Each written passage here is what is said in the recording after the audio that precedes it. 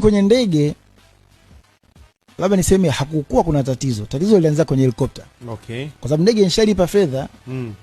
Ile down payment. Ile down payment. Nataka mzee 500 na 50 ili ije. Alafu huko helikopta nilipa yote. Sasa helikopta yangu mbona haiji kwanza nimeshakulipa naambia wiki.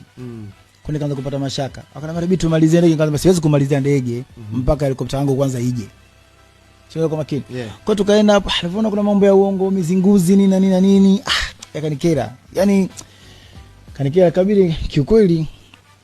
Nikaenda kuripoti polisi nini, mamlaka kuu wakashughulikia. Ndani yake ndo wakakuta kuna vitu vingi sana vingine vinahusika na watu ambao kwenye management yangu.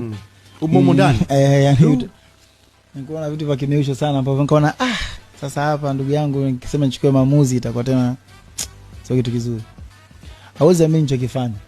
Nikamwacha Mwenyezi Mungu. Afu okasamee.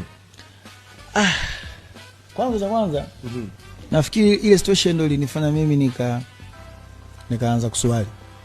So kwanza ilinipagaisha, nikaona kwa sababu niko napiga mahesabu yangu, hela ambazo nilikuwa nimetoa zilifika kama bilioni 4 hivi. Ukijumlisha zote. Yaani huku nilivotoa kwa sababu nilipelipia mambo mengi, si inspection, si nini. Kwa sababu kipigia ilifika kama bilioni 4, nikaona kwa bilioni yangu ni tapeliwa, nimezulumiwa, najua hivyo. Unaona mambo ya uwekezaji. Ikaenda nini kwa polisi pale na